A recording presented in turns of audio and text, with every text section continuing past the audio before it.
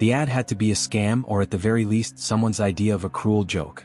A one-bedroom in that part of town with its old, towering oaks and quiet, winding streets, for a price that wouldn't even get you a closet downtown? I figured it was a typo, but I clicked the reply button so fast my finger hurt. The response came from an anonymous-looking email, just a link to a digital lease and a code for the lockbox. No name, no phone number, no meeting. It felt off, but the desperation for a place of my own, a quiet space to write, drowned out the little voice whispering about caution. The lease was standard, boring legalese. It was the postscript that stuck out, a single line hovering in white space at the bottom. The previous tenant left some notes for the unit's upkeep. They are for your safety. Please review them upon taking possession. I remember snorting, imagining some eccentric old soul with a list about not overwatering the ferns or the precise angle for the blinds.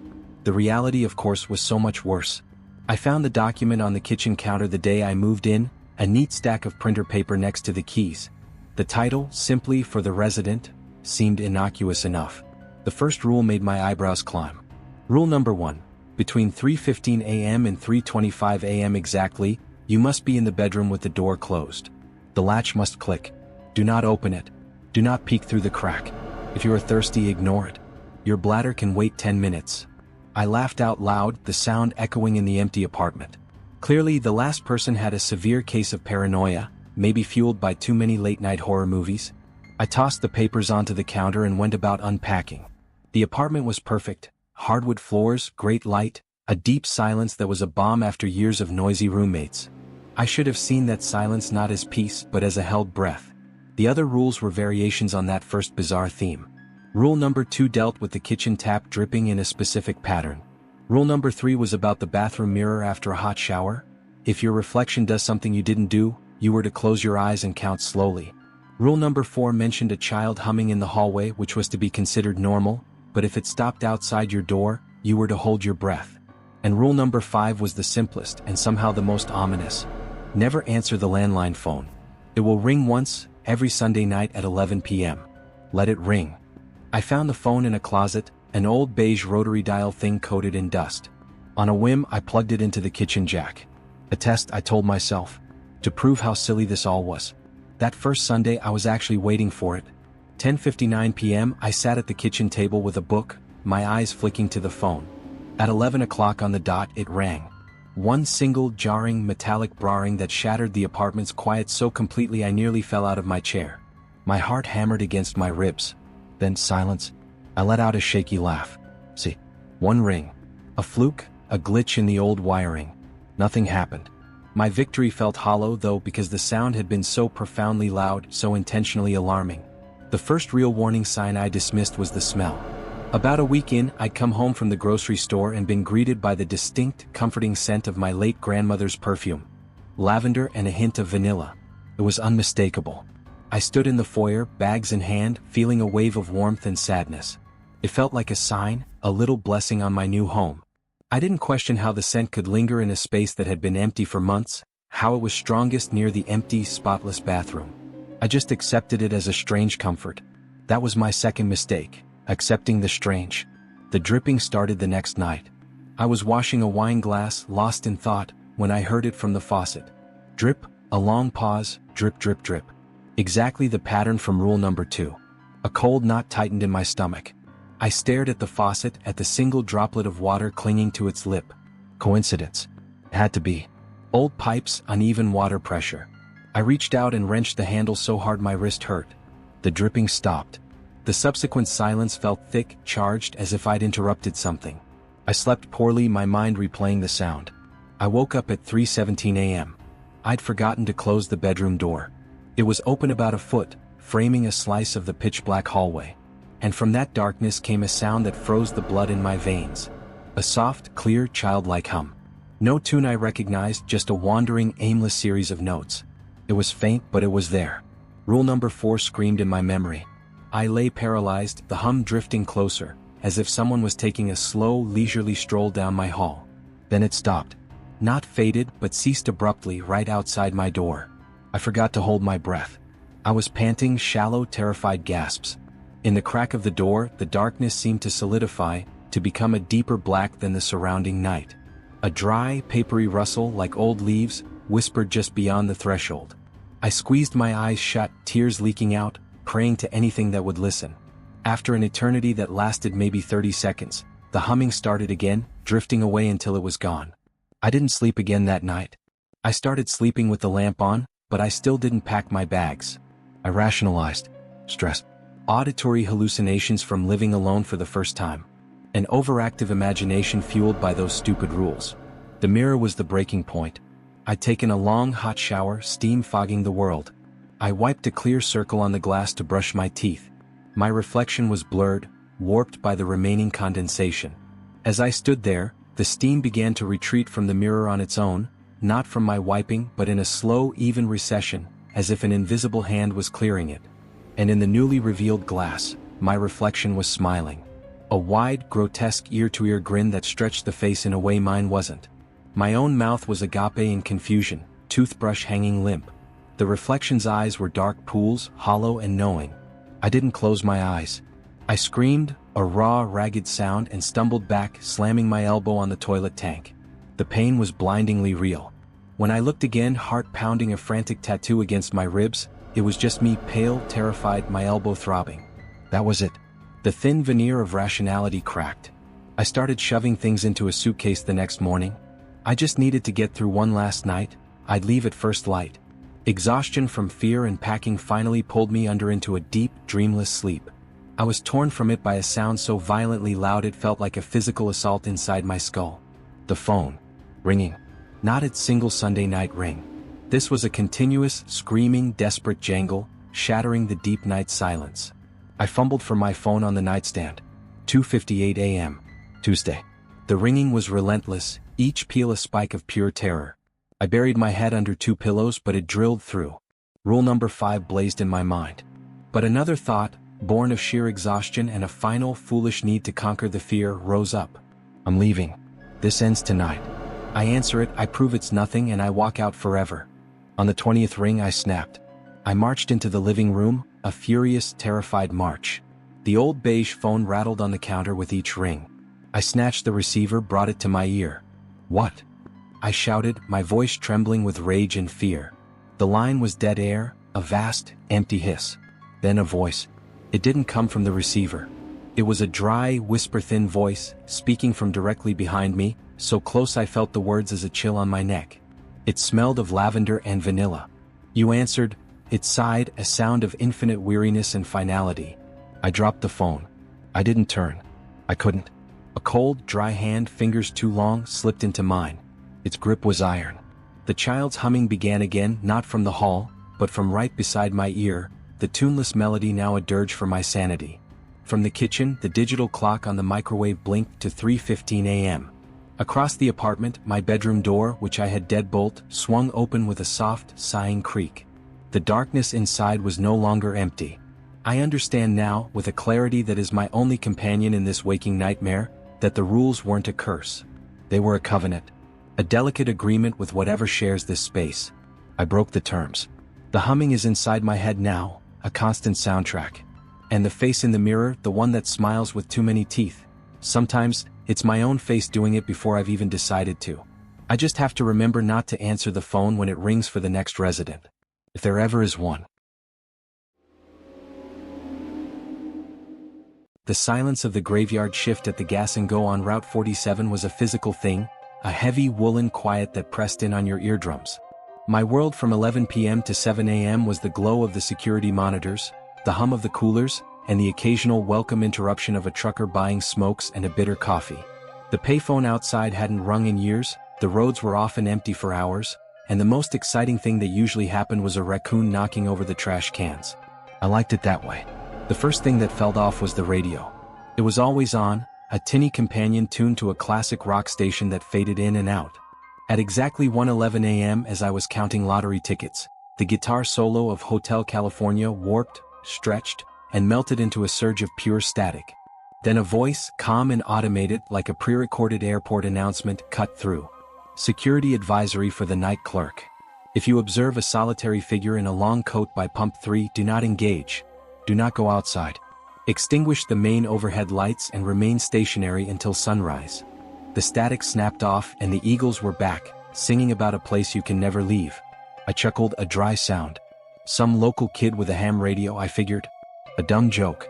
About 40 minutes later, I saw him. My eyes were drifting over the bank of 4 black and white monitors.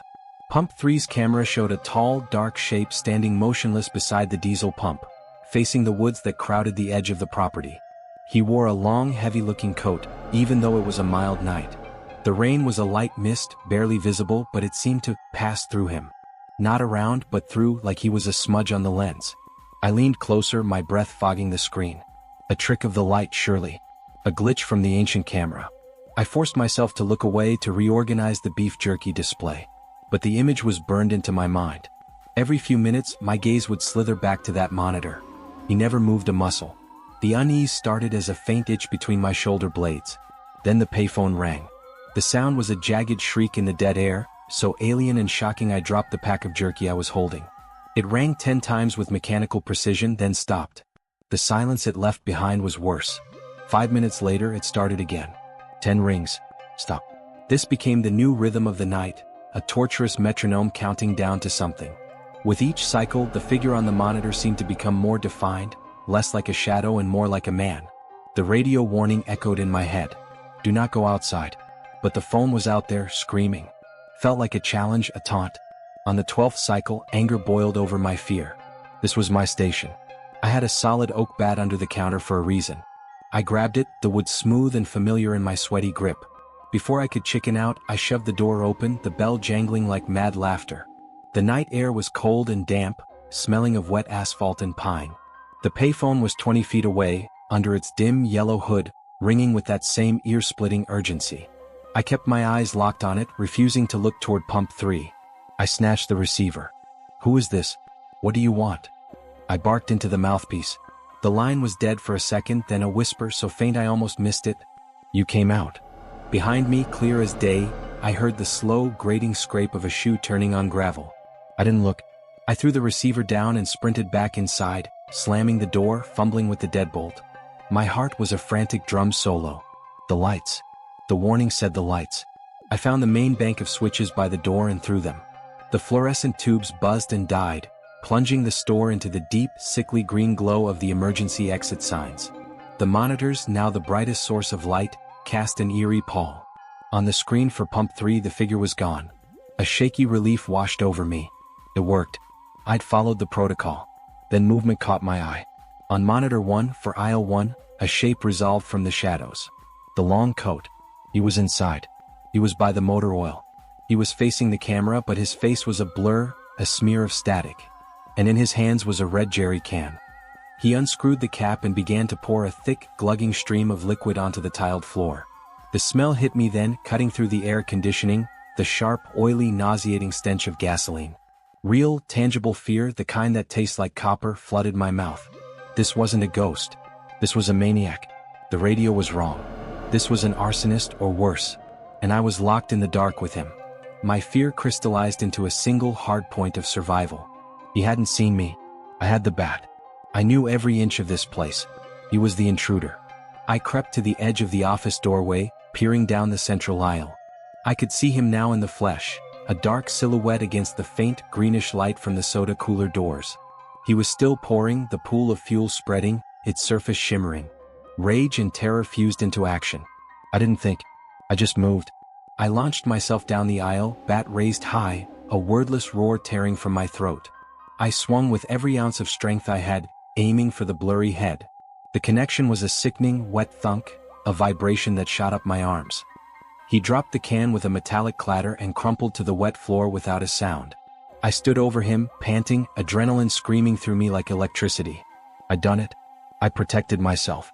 I staggered to the light switch and flooded the store with blinding fluorescence. I needed to call the cops, an ambulance.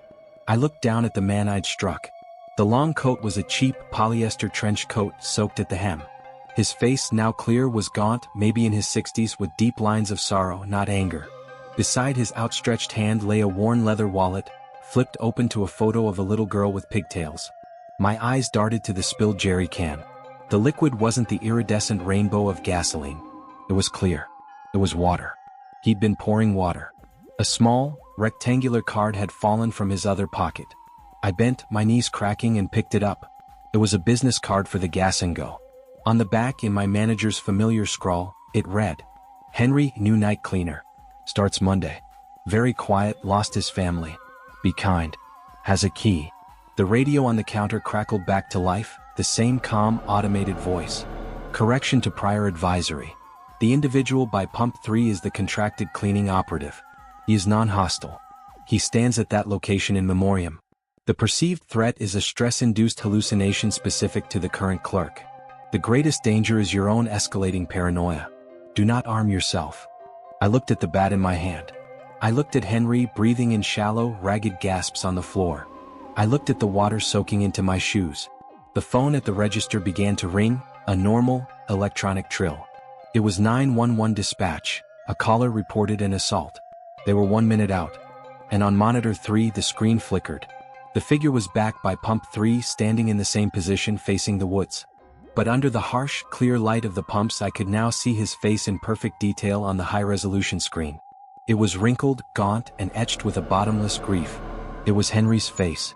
And then, as I watched, frozen, the image on the screen pixelated, shimmered, and resolved into a new face. My own face staring back at me from outside, my expression twisted into a mask of utter terror.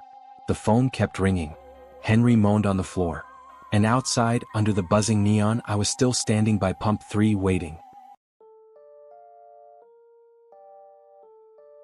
The road was a black river under a moonless sky, my headlights cutting 2 feeble tunnels through a world that felt utterly abandoned. I was chasing the tail end of a wedding reception 5 states away, fueled by bad coffee and a yearning for my own bed, counting exit signs like sheep. The deer was my first warning.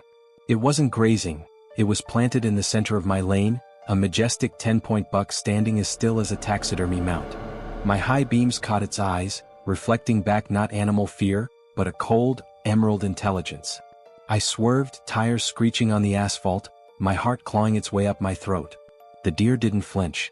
It just turned its massive head, following my skid, and then deliberately looked down a narrow side road I'd nearly hurtled into, a forgotten cut-through swallowed by pines. A splintered, hand-painted sign read St. Martha's Refuge 2 miles. The second sign was the music. My driving playlist, a chaotic mix of 80s rock and podcasts, suddenly dissolved into a wall of hissing static. I jabbed the skip button on the steering wheel. The next track was a tinny music box rendition of Rockabye Baby, the notes slightly off-key, playing in an empty, echoing space. I'd never heard it before. I skipped again. Static. Again. The lullaby. My phone screen glitched, showing for a second an album cover. A faded illustration of an empty rocking chair in a stark room. A deep chill, unrelated to the car's AC, settled over me. I turned the stereo off completely. The silence was thick, pressurized. That's when I caught the smell, a sweet, cloying chemical odor seeping through the vents. It was formaldehyde, the sharp, pickle-tinged scent of a biology lab, of preservation. I cranked the windows down, gulping the clean, cold night air, trying to erase it from my nose and my memory. That's when the headlights bloomed in my rearview mirror. They didn't appear in the distance. They were just suddenly there, filling my car with a brutal, white glare. It was an old, boxy sedan, maybe a late 70s Cadillac, its chrome grille like a set of metal teeth in the reflected light. It rode my bumper, so close I couldn't see its headlights, only feel the heat of its presence. "Asshole," I muttered, my hands tightening on the wheel. I sped up, pushing my little hatchback to 80. The sedan matched me effortlessly. I slowed to 50, hoping it would pass. It slowed, hanging back just enough to keep its beams aimed directly into my soul. This insane dance went on for miles, my anxiety metastasizing into raw panic. My salvation was exit 114, a well-lit off-ramp that promised a 24-hour truck stop, brightness, and people. As I flicked on my turn signal, the car behind me flashed its lights.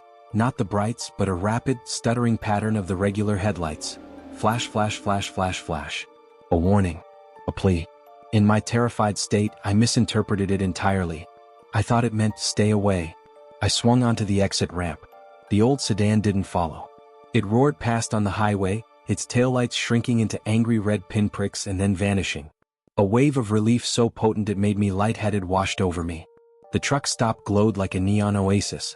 I pulled up to the farthest pump, my hands shaking so badly I could barely put the car in park. The third sign was the emptiness. The place was a graveyard of fluorescent light. No trucks. No cars at the other pumps. The convenience store was brightly lit, revealing fully stocked shelves, but there was no one at the registers, no shadow moving in the back. The fuel price on the sign was from another era, a number I hadn't seen since high school. The chill in my bones became ice. I should have driven. My tank was kissing the empty line, but the next station was 30 miles of darkness away. Desperate, faulty logic took hold. Get gas, leave cash, flee. I got out. The sound of my car door closing was the loudest thing in the universe. The air was preternaturally still, and the formaldehyde smell was here too, mixed with damp earth and a sickly sweet rot. I inserted the nozzle and squeezed. Nothing. The pump was dead. I had to go inside to prepay. My sneakers crunched on the gravel as I walked toward the glass door. A note was taped to the inside, handwritten in a shaky, spidery script. Back in 5 minutes. Please leave cash in Dropbox. It was the same handwriting as the St. Martha's sign. Every instinct screamed to leave. I turned back to my car. My driver's side door was open. I had closed it. I know I had. On the seat sat a small doll. It was handmade from rough, tan burlap, with mismatched black button eyes and a stitched smile that was too high on one side. It was cradling 2 items, a brand new car key for a model just like mine and a fresh Polaroid picture. The photo was still slick with development. It showed this gas station from the exact angle where I was now standing. My car was at the pump, the driver's door open. And there I was, a blurry figure in the background looking over my shoulder toward the store, my face a pale smudge of fear. The timestamp in the bottom corner glowed, 2:17 a.m. The time right now. A branch snapped in the woods behind the station. Then another closer. A steady, rhythmic crunch crunch crunch of someone, or something, walking with purpose through the dry underbrush. Not an animal. Something bipedal and tall. I didn't take the key. I didn't take the photo. I slammed my door, the burlap doll tumbling to the footwell, and twisted my own key in the ignition. The engine roared. I peeled out, leaving the nozzle on the ground, speeding back toward the highway ramp. In the rear view, I saw a figure step from the tree line. Tall, wearing a long dark apron like a butcher's smock. It didn't run. It just watched me go, one arm lifting in a slow, almost regretful wave. I merged back onto the highway, sobbing with relief, my body trembling with spent adrenaline. I'd escaped. I drove for an hour in absolute solitude, no other headlights in either direction, the event playing on a loop in my mind. I needed to hear a human voice. I reached for my phone in its dashboard cradle. It was gone. I patted my pockets, the panic returning fresh and sharp. Empty.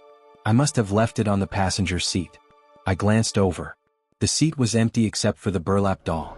It was now sitting upright, propped against the headrest, its button eyes pointed at the windshield. And in its lap was my phone. A sound escaped me, a whimper of pure defeat. I swerved, grabbed the doll, and hurled it out the window into the night. I snatched my phone. The screen was awake. It was open to my mapping app. A route was already programmed. The destination, St. Martha's Refuse. The estimated arrival time was 4:17 a.m. The starting point for the route wasn't the gas station.